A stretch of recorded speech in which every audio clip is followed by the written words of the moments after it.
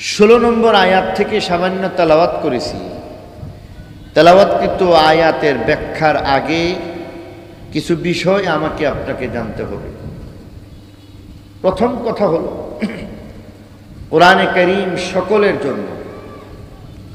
কোরআনে কারীম শুধু পুরুষের জন্য নাকি নারীর জন্য? নারী পুরুষ নির্বিশেষে সবার জন্য কোরআনের বিধান। কোরআনে কারীমের মধ্যে যত বিধি বিধান আছে, নামাজ, রোজা, হজ, যাকাত, সব কিছু সমানভাবে নারী পুরুষ সবার উপর প্রযোজ্য হয়ে থাকে। কিন্তু একটা বিষয় লক্ষ্য করার, যে কোরআন সকলের জন্য, নারী পুরুষ সকলের জন্য, সেখানের মধ্যে লক্ষ্য করার বিষয় হয়েছে বিধানের ক্ষেত্রে যদিও সবাই সমান, কিন্তু আলোচনার দিক থেকে লক্ষ্য করব যে কোথাও কোথাও পুরুষদের নাম কোরআন শরীফে উচ্চারিত হয়েছে, কিন্তু কোরআন শরীফের মধ্যে মহিলাদের নাম উচ্চারণ করা হয় নাই। মহিলাদের আলোচনা আছে, নামটাকে গোপন করা হয়েছে। আর এই কারণে প্রথম প্রশ্ন হচ্ছে, কোরআনে কারীমের মধ্যে পুরুষদের যেমন নাম উল্লেখ করা হয়েছে, মহিলাদের নাম নাই কেন? বরং চাইলে তো আল্লাহ তাআলা খুব সহজেই মহিলাদের নাম নিতে পারতেন। অনেক মহিলাদের আলোচনা কোরআনে পাকের মধ্যে করা হয়েছে। হযরত খাদিজাতুল কুবরা রাদিয়াল্লাহু তাআলা আনহা, ওনার আলোচনা কোরআন শরীফের মধ্যে পাওয়া যায়, ইঙ্গিত পাওয়া যায়। আম্মাজি হযরত আয়েশা সিদ্দিকা বিনতে সিদ্দিক আকবর রাদিয়াল্লাহু তাআলা আনহুমা, ওনার পবিত্রতা বর্ণনা করার জন্য কোরআনে কারীমের মধ্যে লম্বা আলোচনা করা হয়েছে। অন্তত 17 খান আয়াত আম্মাজি আয়েশা সিদ্দিকা রাদিয়াল্লাহু তাআলা আনহার পবিত্রতা বর্ণনা করার জন্য আসছে। এখানে হযরত আম্মাজি আয়েশা সিদ্দিকা রাদিয়াল্লাহু তাআলা আনহার নাম উল্লেখ করা হয়নি। হযরত খাওলা রাদিয়াল্লাহু তাআলা আনহা, তার আলোচনা কোরআন শরীফে আছে, কিন্তু তার নাম কোরআন শরীফের মধ্যে আনা হয় নাই। তাহলে পুরুষদের নাম যেমন আছে, আলোচনা তেমনই আছে। নারীদের ক্ষেত্রে ব্যতিক্রম হইতেছে, নারীদের আলোচনা আছে, নাম উল্লেখ নাই। তার কারণ দ্বিতীয় নম্বর প্রশ্ন আসে যে পুরা কোরআন শরীফের মধ্যে যদি তালাশ করা হয়, সরাসরি হযরত মরিয়ম আলাইহাস সালামের নাম কোরআন শরীফে উল্লেখ করা হয়েছে। শুধু তাই নয়, কোরআনে পাকের মধ্যে একটা সূরার নামকরণ করা হয়েছে, সূরা মরিয়ম। এই সূরা মরিয়মের 16 নম্বর আয়াত থেকে আপনাদের সামনে তেলাওয়াত করলাম। আপনাদের জানা মতে হযরত মরিয়ম আলাইহাস সালাম, উনি কি আমাদের নবীর উম্মতি ছিলেন? একটু হানাটা বলেন। হযরত মরিয়ম আলাইহাস সালাম, উনি কি মুহাম্মদুর রাসূল সাল্লাল্লাহু আলাইহি ওয়াসাল্লামের উম্মতি ছিলেন? জোরে বলেন। তাহলে তিনি কি হযরত আদম আলাইহিস সালামের উম্মতি ছিলেন? মুসা আলাইহিস সালামের উম্মতি ছিলেন? তিনি ছিলেন হযরত ঈসা আলাইহিস সালামের উম্মতি।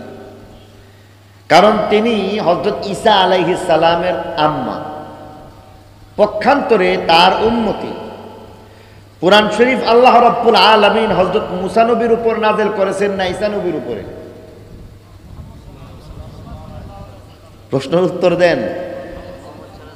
মুহাম্মদ সাল্লাল্লাহু আলাইহি ওয়াসাল্লামের উপরে, আমাদের নবীর উপরে, ঠিক কিনা বলেন? মুসা নবীর উপরে কোরআন শরীফ নাযিল হয়েছে, ঈসা নবীর উপর কোরআন শরীফ নাযিল হয়েছে। ঈসা নবীর উম্মতি হযরত মরিয়মের আলোচনা কোরআন শরীফে কেন? মহিলাদের নাম যদি নিতেই হয় তাহলে খুব ভালো ছিল হযরত আয়েশার নাম নেওয়া রাদিয়াল্লাহু তাআলা আনহা। কারণ হযরত আয়েশা রাদিয়াল্লাহু তাআলা আনহার পবিত্রতার জন্য তো এমন বিরাট কোরআন শরীফের আয়াত নাযিল হয়েছে। খাওলা রাদিয়াল্লাহু তাআলা আনহার নাম নেওয়ার সুযোগ ছিল, খাদিজাতুল কুবরা রাদিয়াল্লাহু তাআলা আনহার নাম নেওয়ার সুযোগ ছিল। তাহলে আমাদের জন্য যুক্তিযুক্ত মনে হয়তো যে নবী, শেষ নবী, আর শেষ নবীর উপর যে কোরআন নাযিল হয়েছে, সেই শেষ নবীর কোরআনের উপরে তারই কোনো নারী উম্মতের নাম উল্লেখ করা হয়েছে, এটা খুব ভালো ছিল। তাহলে এটা যেহেতু করা হয় নাই, এই কারণে দ্বিতীয় প্রশ্ন, মরিয়মের নাম কেন কোরআনে আসলো? ধারাবাহিকভাবে প্রথম প্রশ্ন হইতেছে মহিলাদের নাম নাই কেন। দ্বিতীয় প্রশ্ন হইতেছে যদি কোনো একজন মহিলার নাম নিতেই হয় তাহলে মরিয়মের নাম কেন? আমাদের নবীর উম্মতি কোনো নারীর নাম নিলেন না কেন? এই দুইটা প্রশ্নের সাথে আপনার কোরআন শরীফের যে ব্যাখ্যা আছে, যে তেলাওয়াতকৃত আয়াত, তার সাথে অনেক যোগসূত্র রয়েছে। মন দিয়ে শুনবেন, মনে রাখবেন, কাজে লাগবে। এর উত্তর হইতেছে যে আল্লাহ রসুল মক্কা শরীফ থেকে মদিনা শরীফ হিজরত করে গেলেন। মক্কা শরীফ থেকে যখন মদিনা শরীফ হিজরত করে গেলেন, সেখানে যাওয়ার পরে আল্লাহ রসুল দেখলেন মদিনার অধিবাসীদের মধ্যে ধর্ম হইল দুইটা আর দল হইল তিনটা। মদিনা শরীফের মধ্যে আল্লাহ রসুল গিয়া সেখানে ধর্ম কয়টা পাইছেন? দল কয়টা? দল হইল তিনটা। দল ধর্ম দুইটার মধ্যে একটা ধর্মের নাম হইতেছে ইহুদি ধর্ম, আরেকটা ধর্মের নাম হইতেছে খ্রিস্টান ধর্ম। খ্রিস্টান ধর্মের মধ্য হইতে ইহুদি ধর্মের মধ্য হইতে যদি মোটামুটিভাবে কম্পেয়ার করা হয় তাহলে মন্দের ভালো আছে না নাই? মন্দের ভালো হইল খ্রিস্টান। আর সবচাইতে জঘন্য নিকৃষ্ট মানবতার শত্রুর নাম হইতেছে ইহুদি। সর্বযুগে ইহুদিরা এমনভাবে বিশ্বাসঘাতকতা করেছে, সর্বযুগেই তারা নবী রসুলগণের সাথে বেয়াদবি করেছে। এমনকি হাজারো বনি ইসরাইলের অনেক হাজারো নবী রসুলগণকে তারা সরাসরি হত্যা করেছে। তাহলে এই হত্যার যে মিশন, হত্যাযজ্ঞ, মনুষ্যত্ব বিবর্জিত কাজ করা এই ইহুদিদের নতুন কোনো বিষয় না, এটা বরং তাদের এই গাদ্দারির চিত্রটা সেটা সেই আদিকাল থেকে চলে আসতেছে। ঠিক কিনা বলেন? বর্তমান বিশ্বের মধ্যে বিশ্বের কসাই নেতানিয়াহু এটাও একটা ইহুদি। ঠিক কিনা জোরে বলেন? মনুষ্যত্বের দুশ্মন, মানবতার দুশ্মন, সকল ধর্মের দুশ্মন। এই ইহুদিদের একটা নেতাই হইতেছে নেতানিয়াহু। ঠিক কিনা বলেন? খারাপের জন্য ইহুদি শব্দটাই যথেষ্ট। শুধু খারাপ বোঝানোর জন্য ইহুদি শব্দটা এতই যথেষ্ট যে যুগে যুগে সকল ধর্মের মানুষ তাদেরকে অভিসম্পাত করে থাকে।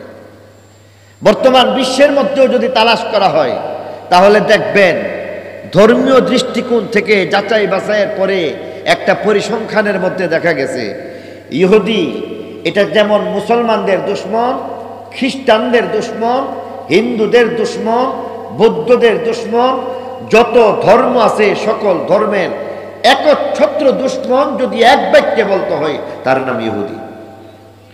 তো খারাপের জন্য আর কিছু লাগে না, এটাই যথেষ্ট, এটাই যথেষ্ট। আল্লাহ রসুল সেখানের মধ্যে গেলেন, সেখানে যাওয়ার পরে দেখলেন একটা ধর্মের বিশ্বাসী, তাদের নাম ইহুদি। এদের মধ্যে কোনো ধরনের ফাটল নাই, এরা ঐক্যবদ্ধ হয়ে কাজ করে। যেমন আমার আগে হযরত মাওলানা সাখাওয়াত হোসেন রাজি দামাত বারাকাতুহুম ঐক্যের কিছু কথা বলে দিয়ে গেছেন। ঠিক কিনা?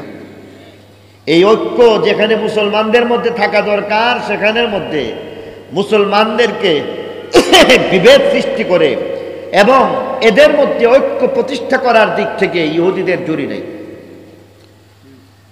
আমাদের এই বাংলাদেশের মধ্যেও একটা খুব জনপ্রিয় একটা খেলা আছে, দেখবেন একটা ছেলে বল নিয়ে দৌড়ে আসতেছে আর জোরে মারতেছে, আর একটা ব্যাট দিয়ে মারতেছে। আছে না একটা খেলা?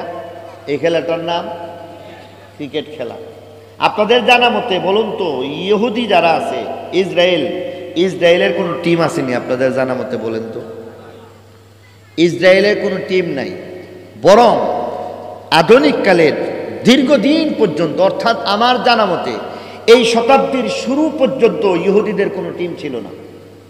আমার পড়াশোনার সময় এটা কাল ছিল, ফারাগাতের সন ছিল 1997 সন, এবং সেখান থেকে ইফতা শেষ করে 2000 সনে সেখানের মধ্যে পড়াশোনা শেষ করার পরে দেখা গেছে ওই সময়ের একটা জরিপে দেখা গেছে যে ইহুদিদের কোনো টিম ছিল না। বর্তমানে অবশ্য একটা টিম আছে বলে তাদেরকে একটা তথ্যের মধ্যে পাওয়া যায়, এবং র্যাঙ্কিং নাকি বলে আপনাদেরকে, এই র্যাঙ্কিংয়ের মধ্যে দেখা যায় বাংলাদেশ হইতেছে নবম আর এরা হইতেছে 163 নম্বর র্যাঙ্কে পড়ে। তাহলে বোঝা গেল এদের যদি দল থেকেও থাকে তাহলে এটা একেবারে চূড়ান্ত পর্যায়ের শেষ সীমানার মধ্যে আছে, ঠিক কিনা? এদের এখানের মধ্যে একটা বিষয় জানা দরকার, এই ইহুদি এদের এই খেলোয়াড় অথবা এমন ক্রিকেট টিম নাই কেন? একটা কারণ হইতেছে ক্রিকেট খেলার মধ্যে সময় লাগে খুব বেশি, লম্বা সময় নিয়ে একটা 50 ওভারের খেলা খেলতে গেলেও দিন পার হয়ে যায়। পক্ষান্তরে ফুটবল এটা এমন একটা খেলা, এটা 1.5 ঘন্টার মধ্যে শেষ। আমরা ছোটবেলায় দেখতাম আসরের পর থেকে মাগরিবের 10 মিনিট আগে আগে খেলাধুলা শেষ, ফুটবল খেলা। এটার জন্য সুনির্দিষ্ট একটা সময় হইলেই চলছে। আর এখানের মধ্যে মুসলমানের বাচ্চাদেরকে সারা বেলা খেলাধুলার মধ্যে লাগাইয়া ইহুদিরা তাদের বাচ্চা যারা আছে, তাদের ছেলেরা, তাদের মেয়েরা, তাদের বাচ্চারা, তারা প্রত্যেকেই সামরিক প্রশিক্ষণ নিয়ে মুসলমানদের বিপক্ষে, এমনকি বর্তমান ফিলিস্তিনের নিষ্পাপ শিশুদের বিপক্ষে জানোয়ারের মতো এমনভাবে ঝাঁপায় পড়তেছে। তাহলে আমরা মুসলমান কতটুকু ঘুমন্ত অবস্থায় রইলাম চিন্তা করে দেখেন। এতটুকু আমাদের মাথার মধ্যে ঢুকে না, এরা এত বড় শক্তি দেখাইতেছে, এত বড় কূটনৈতিক চাল তারা চালতেছে, কিন্তু তাদের একটা দল নাই কেন? তারা এমন খেলাধুলার মধ্যে পিছায় কেন? এই জিনিসটা মুসলমানদের জন্য বিশেষ করে চিন্তার খোরাক। আমাকে আপনাকে চিন্তা করা উচিত। ইহুদিদেরকে গিয়া দেখলেন মদিনা শরীফের মধ্যে তাদের মধ্যে কোনো ভেদাভেদ নাই, তারা এক। সকল ভেদাভেদ যা আছে খ্রিস্টানদের মধ্যে আর বর্তমানে হলো মুসলমানদের মধ্যে। আল্লাহ রসুল মদিনা শরীফ যাওয়ার পরে খ্রিস্টানদের মধ্যে দেখলেন 2টা মতের বিশ্বাসী আছে, 2 দল আছে। ইহুদি এক দল, খ্রিস্টানদের 2 দলের মধ্যে মোটামুটি ভাবে এক ধরনের তাদের নীতিগত একটা সমস্যা তৈরি হয়ে গেছে। আল্লাহ রসুল সেখানের মধ্যে যাওয়ার পরে দেখতেছেন ইহুদি আর খ্রিস্টানদের দ্বন্দ্বের মধ্যে হইতে সর্বপ্রথম দ্বন্দ্বে জড়ায়া পড়েন, ষড়যন্ত্রের মধ্যে জড়ায়া পড়েন ইহুদিরা। তদানীন্তন সময়ের মধ্যে হযরত ঈসা আলাইহিস সালাম ওনার আম্মাকে গালি দেয়, হযরত ঈসা আলাইহিস সালামকে গালি দেয়। এরা গালি দেওয়া এটা কোনো খারাপ কিছু মনে করবে কেন? এরা তো সরাসরি হাজারো আম্বিয়া আলাইহিমুস সালাতু ওয়াস সালামকে সরাসরি হত্যা করেছে। অতএব যারা এত বড় বেয়াদবি করতে পারে, হত্যা করতে পারে, তারা নবী রসুলগণকে গালি দেওয়া এটা তাদের জন্য কোনো সমস্যা হবে? এরা গালি দেয়। কি গালি দেয়? এরা গালি দেয় এইভাবে, ইহুদিরা হযরত ঈসা আলাইহিস সালামকে হারামজাদা বলে গালি দেয়। আর জোরে কোন নাউজুবিল্লাহ, আরো জোরে বলেন নাউজুবিল্লাহ। বুঝানোর জন্য তাফসীরের খাতিরে বলতে গিয়ে আমাদের অন্তর কেঁপে ওঠে। অতএব এখানের মধ্যে নাউজুবিল্লাহ আপনারা বলবেন না? অবশ্যই বলবেন। নকলে কুফুর, কুফুর না বাসাত। আর তা না হলে আমরা এই সমস্ত কথা মুখে উচ্চারণ করতে পারি না। এবার চিন্তা করে দেখো ইহুদি কত খারাপ একটা জাতি। পুত পবিত্র হযরত ঈসা আলাইহিস সালাম, ওনাকে যাকে আল্লাহ তাআলা রূহুল্লাহ হিসেবে আখ্যায়িত করেছেন, তাকে হারামজাদা বলে গালি দেয়। ওনার আম্মা পুণ্যবতী নারী, মহিয়সী নারী হযরত মারইয়াম আলাইহাস সালাম, ওনাকে বেশ্যা মহিলা বলে গালি দেয়। এরাই গালি দিতেছে। খ্রিস্টানদের মধ্যে কেহ কেহ তাদের সাথে বাগযুদ্ধে জড়ায়া পড়েন আর বলতেছেন, কি ব্যাপার, তোমরা আল্লাহর নবী হযরত ঈসা আলাইহিস সালামকে গালি দেও, ওনার আম্মাকে গালি দেও। ইহুদিরা আবার যুক্তি দিতেছে। অনেক সময় যুক্তি, সব কিছুর মধ্যে যুক্তি আসলে চলে না। ইবাদত বন্দেগী, আল্লাহর হুকুম, কোরআন হাদিস, এসবের মধ্যে যুক্তি লাগে না, ঠিক কিনা জোরে বলেন? এরা আবার যুক্তি দিয়া বলতেছে যে শুনো, গালি দেব কেন, বাস্তব কথা বলছি। নাউজুবিল্লাহ। কারা বলতেছে? ইহুদি। কি বাস্তব কথা বলতেছো? ইহুদি খ্রিস্টানদেরকে প্রশ্ন করে, বলো হযরত ঈসা আলাইহিস সালামের আব্বার নাম কি? বল। আপনাদের জানা মতে হযরত ঈসা আলাইহিস সালামের আব্বার নাম বলা যাবে? হযরত ঈসা আলাইহিস সালামের আব্বা আছে? হযরত ঈসা আলাইহিস সালামের আব্বা না থাকার কারণে খ্রিস্টানরা বলতে শুরু করলেন, ইহুদি তোমাদের উত্তর হইল হযরত ঈসা আলাইহিস সালামের তো কোনো আব্বা নাই। আর এই কারণে যুক্তি দিয়া বলতেছে, শুনো, যার বাবার নাম বলা যায় না এমন সন্তান জগতে আসলে তাদেরকে হারামজাদা বলা হয়। আর যেই মা এমন সন্তান ধারণ করে সেটা বেশ্যা না হইলে এমনটা হইতে পারে না। নাউজুবিল্লাহ বলেন। আচ্ছা বলুন তো দেখি, আল্লাহর কুদরতের জন্য বাবার দরকার আছে, মায়ের দরকার আছে? এখানে তো মা আছে, হযরত আদম আলাইহিস সালামের তো মাও নাই বাপও নাই, ঠিক কিনা? আল্লাহ কি মা বাপ ছাড়া হযরত আদম হাওয়াকে দুনিয়াতে পাঠান নাই? এখানেও কিন্তু যুক্তি আছে, কিন্তু তাদের যুক্তিটা হইল কোরআন আর আমাদের যুক্তি হইতেছে যথার্থ, ঠিক কিনা বলেন? হযরত ঈসা আলাইহিস সালামকে যখন এইভাবে যুক্তি প্রমাণ দিয়ে কথা বললেন, অনেক সময় দেখা যায় কথাবার্তার মধ্যে গিয়া অনেক সময় ব্যতিক্রম হইতেই পারে। সবার জেহেন এক সমানভাবে কাজ করে না। কেউ আছে উপস্থিত উত্তর দিতে পারে, কেউ আছে উপস্থিত উত্তর দিতে পারে না। সে তো এই কথা শোনার পরে খ্রিস্টান একেবারে চুপ হয়ে গেছে। খ্রিস্টানরা এখন এই প্রশ্ন নিয়ে তাদের আপোষ বা পরস্পরের মধ্যে আলোচনা শুরু করলেন। আর তারা বলতে শুরু করলেন যে দেখো, এদের যে কথা, যে যুক্তি, সেই যুক্তির তো কোনো জবাব দেওয়া গেল না। কারণ তারা বলতেছে বাবার যদি পরিচয় বলা না যায় তাহলে এমন মানুষকে হারামজাদা বলা হয়, তারা তো দোষের কিছু বলে নাই। খ্রিস্টান পাদ্রী যারা আছে তারা আবার একত্রিত হইয়া পরামর্শ করলেন। পরামর্শ করার পরে তাদের মধ্যে হইতে দুইটা দল হয়ে যায়। একটা দল এমন বলতে শুরু করলেন যে শোনো, পিতা ছাড়া দুনিয়ার মধ্যে যদি সন্তান আসে তাহলে তো এমন গালি দিতেই পারে। অতএব বোঝা গেল হযরত ঈসা আলাইহিস সালামের পিতা হইবে না, এটা তো মানা যায় না। তাহলে কি হয়ে যায়? অবশ্যই ওনার কোনো না কোনো পিতা আছে, এটা তালাশ করা লাগবে। এবার অনেক যাচাই বাছাই করার পরে তারা নিজ থেকে মন গড়া একটা তথ্য দিয়ে দিল। যেমন ভাবে বর্তমান বাইবেলের মধ্যে মন গড়া তথ্য দিয়া ভরপুর, মানুষের গড়া মতবাদ দিয়া ভরপুর, যার কারণে আমরা বর্তমান যে বাইবেল আছে তার প্রতি বিশ্বাস নাই, তবে অবশ্যই অবশ্যই ইনজিল কিতাবের উপর আমরা ঈমান আনছি। হযরত ঈসা আলাইহিস সালাম এর অনুসারী তদানীন্তন খ্রিস্টান যারা ছিল তারা তখন বলতে শুরু করলো যে শোনো, পিতা ছাড়া তো হইতে পারে না, আসলে কোনো না কোনো পিতা আছে, আমরা হয়তো বুঝি নাই। আর এই কারণে গবেষণা করে পাদ্রীরা মিলে একটা উত্তর বের করছে যে শোনো, পিতা আসলে আল্লাহ নিজেই। পিতাকে আল্লাহ নিজেই হইলেন পিতা, তো বা তো আছি। তাহলে আল্লাহ হইলেন পিতা, হযরত মরিয়ম আলাইহিস সালাম উনি হইলেন মাতা, আর তার সন্তান হইতেছেন হযরত ঈসা আলাইহিস সালাম। অতএব এইভাবে যদি উত্তর দিয়ে দেওয়া যায় তাহলে হযরত ঈসা আলাইহিস সালামকে আর গালি দেওয়ার কোনো সুযোগ থাকবে না। অতএব আজকে থেকে আমাদের পাদ্রীদের সিদ্ধান্ত হয়ে গেছে, পিতা হইল আল্লাহ, মরিয়ম হইল বিবি, আর হযরত ঈসা আলাইহিস সালাম হইলেন সন্তান। এদের মধ্যে দ্বিতীয় আরেকটা দল এখানের মধ্যে আসতেছে আর বলতেছে যে না, তোমাদের কথা ঠিক না। কারণ কি? পিতা ছাড়া এখানের মধ্যে কেউ আসবে, বিষয়টা এইভাবে বলাটা খুব ঠিক না। আর এখানের মধ্যে আল্লাহ রাব্বুল আলামিন হযরত ঈসা আলাইহিস সালাম, হযরত মরিয়ম আলাইহিস সালাম তার সাথে এমনভাবে সম্পৃক্ত হয়ে যাইবে, এটাও আসলে যুক্তিতে ধরে না। বরং এখানের মধ্যে আসল কথা হইল মাবুদ মোটমাট তিনজন। মাবুদ কয়জন? তিনজন। একজন বড় খোদা, একজন মাঝারি খোদা, আর একজন হইল ছোট সাইজের খোদা। বড় সাইজের খোদার নাম হইল গড, দ্বিতীয় মাঝারি পর্যায়ের যে খোদা আছে তার নাম মেরি বা মরিয়ম, আর ছোট খোদার নাম হযরত ঈসা আলাইহিস সালাম। এবার এখানের মধ্যে এই তিনটা মত সেখানের মধ্যে ঘুরপাক খাইতেছে।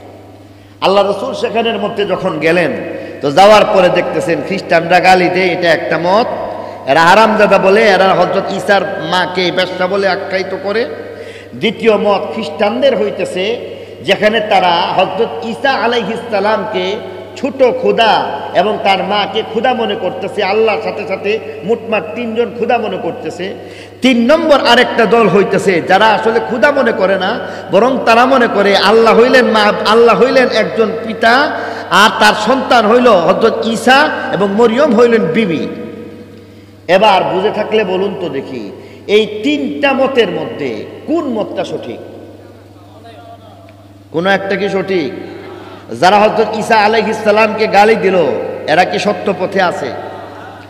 যারা খ্রিস্টানদের মধ্যে বলল যে ঈসা একজন ছোট্ট খোদা, এরা কি সঠিক?